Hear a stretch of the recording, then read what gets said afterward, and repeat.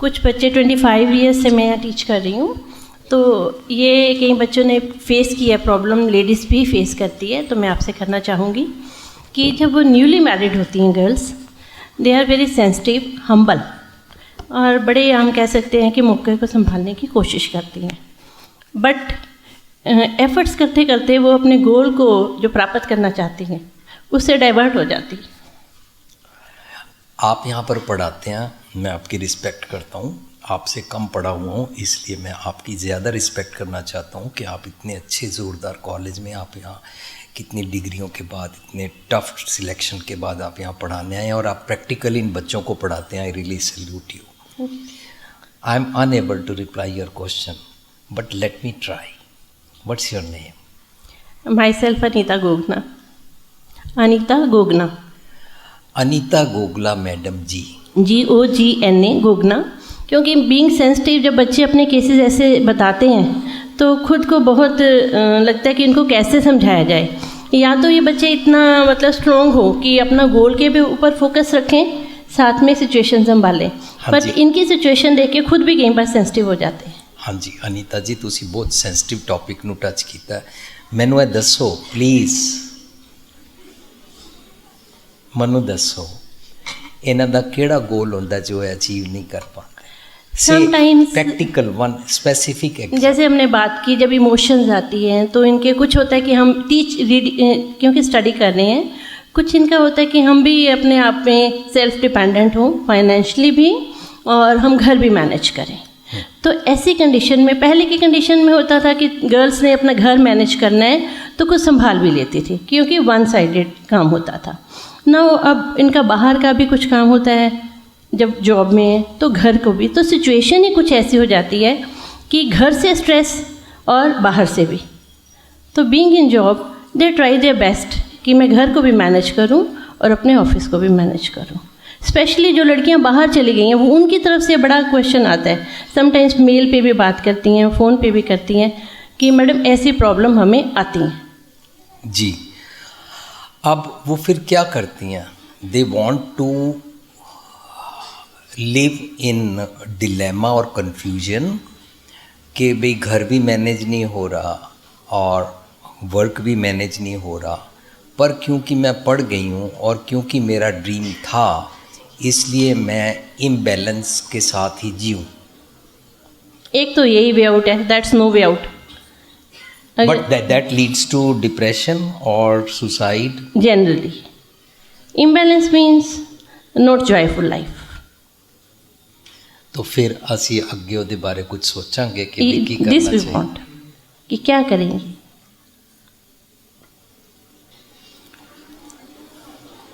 अच्छा अनीता जी,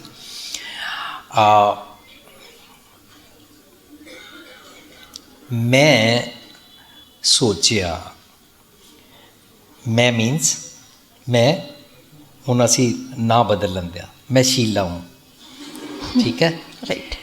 मैं शीला ने सोचा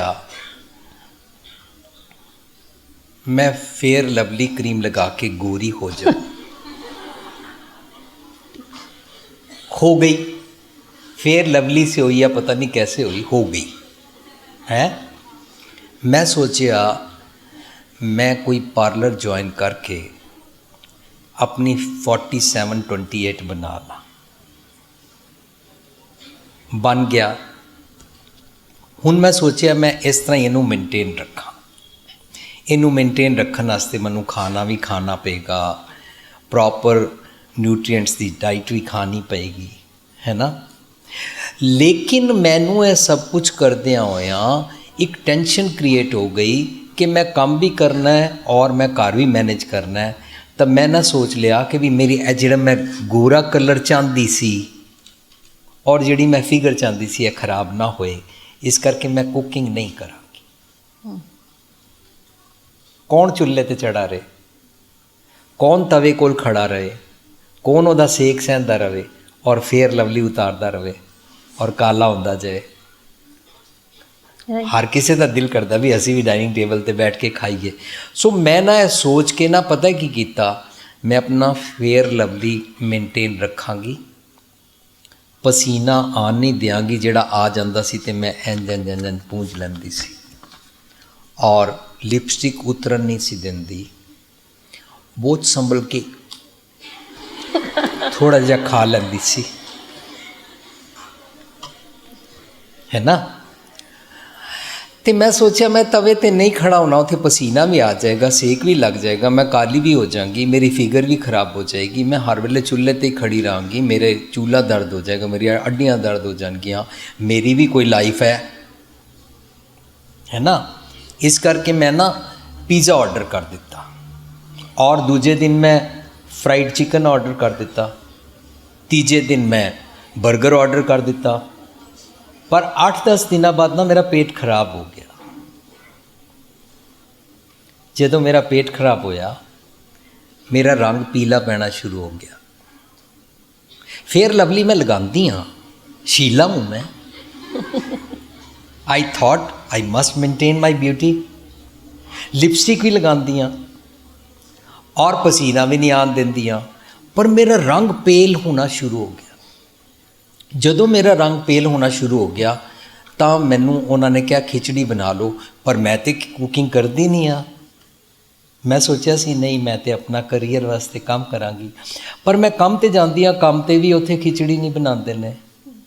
ਜਦੋਂ ਘਰ ਆਉਂਦੀ ਹੈ ਮੈਂ ਬਣਾਉਂਦੀ ਨਹੀਂ ਹਾਂ, ਮੈਂ ਫਿਰ ਵੀ ਆਰਡਰ ਹੀ ਕਰਦੀ ਰਹੀ। ਉਹ ਖਿਚੜੀ ਐਵੇਂ ਕੋਈ ਫਿੱਕੇ ਹੋਏ ਉਬਲੇ ਹੋਏ ਚਾਵਲ ਚੂਵਲ ਕੁਛ ਮੈਨੂੰ ਦੇ ਜਾਂਦੇ ਨੇ ਹੋਟਲ ਵਾਲੇ, ਤਾਂ ਫਿਰ ਮੈਂ ਆਪਣੀ ਬਿਊਟੀ ਮੇਨਟੇਨ ਰੱਖਣ ਵਾਸਤੇ ਇੰਝ ਕਰਦੀ ਜਾਵਾਂ। ਅਨੀਤਾ ਮੈਡਮ ਜੀ ਪਲੀਜ਼ ਸਮਝਾਓ ਨਾ, काइंडली टेल मी। जब तक प्रॉपर नहीं बनाएंगे आप, डाइट नहीं प्रॉपर लेंगे, नहीं मत ਤੁਹਾਡਾ मतलब है कि दोनों में बैलेंस। हाँ जे बैलेंस नहीं हो रहा, उत्तों मेरा पेट खराब हो गया। बैलेंस करने वास्ते मैं कुकिंग नहीं करती, बैलेंस करने वास्ते मैं अपने काम ते जाती हाँ।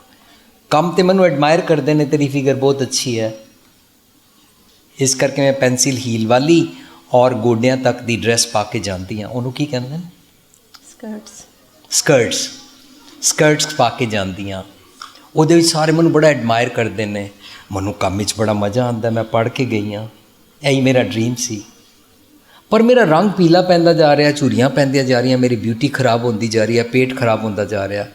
पर मैं अपना ड्रीम पूरा करा या अपनी लाइफ दे दियाँ भाई पेट खराब होता रहे, लीवर कैंसर हो जाए, पेट खराब हो जाए तो क्या हुआ, क्योंकि मैं गलती से पढ़ गई हूँ, क्योंकि मैं सोसाइटी तो पीयर प्रेशर तो है सीखा सी काम ज़रूर करना है क्योंकि हम पढ़ गए हैं। आई एम नॉट सेइंग काम नहीं करना चाहिए था sir, sometimes it's requirement from in-law side also. आजकल बच्चों ने जैसे सेट होना है तो generally the question is from the other side whether the girl is working, क्या लड़की काम कर रही है या काम करना चाहेगी। दे वांट कि लड़की काम करना चाहे। मैं कहती हूँ इसमें कोई बुराई भी नहीं, अच्छी बात है, करे। लेकिन पॉइंट ये है कि बच्चे जैसे जाते हैं, काम करते हैं, सेट होने की कोशिश करते हैं, हम्बल भी हो रहे हैं, मान लो सपोज, मतलब एक ऐसा एटमॉस्फेयर कैसे बनाएं जिससे कि बच्चा भी खुश रहे और फैमिली, एनवायरनमेंट, सोसाइटी अच्छी। हाँ जी, कुछ पाने के लिए कुछ खोना पड़ता है। यह मेरी स्टेटमेंट नहीं है, यह यूनिवर्सल ट्रूथ है। It's a universal truth. ठीक है। एक डॉक्टर सानू मिली, वो कहती है मेरा ड्रीम सी कि मैं सर्जन बना, और वो बड़ी कामयाब सर्जन बनी। एक हॉस्पिटल विच ही सर्जरी करती सी और अपना उहदा प्राइवेट क्लीनिक भी सी इन दिल्ली। जदों असीं मौलाना आज़ाद कॉलेज डॉक्टर्स नाल सैमीनार कीता सी, शी सैड कि भी मैं अपनी पढ़ाई भी कीती सी और सब कुछ कीता सी, पर जदों मैं शाम नूं घर वापस जाती सी मैं टायर्ड होंदी सी, ट्रैफिक जैम के कारण भी और सारे स्ट्रैस के कारण भी थकी होंदी सी। मेरी सस दी तिउड़ी चढ़ी होंदी सी और मेरा पति जदों वापस आंदा सी तो साडा घर मैसअप होंदा सी। अल्टीमेटली आई थॉट कि should I keep my character or career with my degree with my expertise and मेरा जो कुछ मैं मेहनत की हुई है, और should I choose my family life. कहती अल्टीमेटली आई थॉट ਇੱਥੇ ਤਾਂ ਮੈਂ 55 ਜਾਂ 60 ਜਾਂ 70 ਦੀ ਰਿਟਾਇਰ ਹੋ ਜਾਵਾਂਗੀ, ਪਰ family life is for hole life and I dropped my that career. But what happens when the family wants that you shouldn't leave your work? ਫਿਰ You are ਤਾਂ ਹੀ ready ਤੇ to ਅਸੀਂ give- ਵਿਕਟਿਮ ਹਾਂ। Anita madam ਜੀ, ਅਸੀਂ victim ਹੀ ਤਾਂ ਹੀ ਹਾਂ This is the problem. ਕਿ ਮੈਂ ਜੌਬ ਕਰਨਾ ਵੀ ਜ਼ਰੂਰ ਚਾਹੁੰਦੀ ਹਾਂ, ਪਰ ਮੈਂ ਚਾਹੁੰਦੀ ਹਾਂ ਕਿ ਦੋਨੋਂ ਸਾਰੀ ਦੁਨੀਆ ਮੇਰੇ ਮੁਤਾਬਕ ਚਲਦੀ ਰਵੇ। ਐਜ ਪॉसिबल नहीं है। नहीं, कई लड़कियां ऐसी वो कहती हैं हम नहीं चाहते जॉब करना। हाँ जी, कई स्टूडेंट्स ऐसे हैं जो कहते हैं कि it's not I who want, भी मैं नहीं चाहती पर मेरे घर दे मैंबर्स चाहते कि तुसी काम करो, और वो मैनेज भी कर रही हैं। मतलब ਵਿਮਨ ਨੂੰ ਮਾਰਕੀਟ ਦੇ ਅੰਦਰ ਪ੍ਰੋਡਿਊਸ ਇੰਜ ਕਰ ਦਿੱਤਾ ਗਿਆ ਹੈ कि ये मेड भी है, हाँ, ये मम्मी भी है, ये कपड़े धोने वाली भी है, और ये प्रेस करके देने वाली भी है, और ये सास को भी संभालेगी, पति को भी संभालेगी, और घर की सफाइयाँ करके बाहर का काम करके पैसे कमा के भी लाएगी। हालांकि ਇਹਦੇ ਅੰਦਰ ਇਹ ਸਾਰੀ ਕਪੈਸਿਟੀ ਹੈ, ਮਰਦ ਦੀ ਚੇ ਵਾਲੀ ਕਪੈਸਿਟੀ ਹੀ ਨਹੀਂ ਹੈ। ਇਹਦੇ ਅੰਦਰ ਕਪੈਸਿਟੀ ਤਾਂ ਹੈ ਕਿਉਂਕਿ ਇਹਦੇ ਅੰਦਰ ਅਨਲਿਮਿਟਿਡ ਇਨਫਿਨਿਟ ਪੇਸ਼ੈਂਸ ਹੈ। ਇਹ ਵਿਮਨ ਕੋਲ ਹੈ ਪੇਸ਼ੈਂਸ, ਪਰ ਇਹਦਾ ਮਿਸਯੂਜ਼ ਕੀਤਾ ਜਾ ਰਿਹਾ ਹੈ। ਇਹ ਵਿਮਨ ਤੇ ਡਿਪੈਂਡ ਕਰਦਾ ਹੈ ਕਿ ਉਹ ਆਪਣੇ ਆਪ ਨੂੰ ਕਿਸ ਤਰ੍ਹਾਂ maximum for good cause and for good environment and for good society ਕਿਸ ਤਰ੍ਹਾਂ ਆਪਣੇ ਆਪ ਨੂੰ ਪੇਸ਼ ਕਰੇ। मीन्स उसको ਉਹਨੇ ये ਪੈਸੇ ਕਮਾਉਣ ਵਾਲੀ ਮਸ਼ੀਨ ਬਣਾ ਲਿਆ ਤਾਂ ਹੀ ਦਾਜ ਉਹਦੇ ਨਾਲ ਆਉਂਦਾ ਹੈ ਨਾ। सही ਤਾਂ ਵਿਮਨ ਖੜੀ ਹੋ ਜਾਏ, ਤੁਸੀਂ ਸਾਰੀਆਂ ਖੜੀਆਂ ਹੋ ਜਾਓ, ਇਹ ਕਹਿ ਕੇ मैं पैसे की मशीन नहीं हूँ, मैं कूड़े की टोकरी नहीं हूँ, मेरे को दाज के साथ बेचा जाएगा तो मैंने शादी नहीं करानी।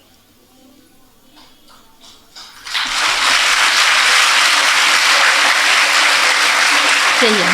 ਇਹ ਵਿਮਨ ਤੇ ਡਿਪੈਂਡ ਕਰਦਾ ਹੈ। हाँ, इट मीन्स बच्चों को ये भी प्रिपेयर करना है अपने आप को कि किस लेवल तक अर्न करना है, क्योंकि कैरियर ओरिएंटेड खुद भी थोड़ा ज़्यादा हो जाते हैं और एक्सपेक्टेशन हो जाती है कि मैं इतना कर रही हूँ तो मुझे प्रेज भी मिले। It means expectation level 0।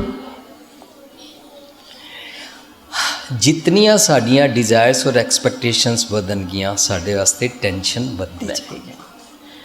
तो एक मुझे जो लगता है, जो जिन बच्चों को हो सकता है मैं सही बताती हूँ या गलत भी, कि जो हो रहा है उसमें से कैसे खुशी लेनी है आपको खुद ही देखना है। हाँ, it is up to yourself. You can make hell out of heaven और you can make heaven out of hell. This is your choice. Thank you sir.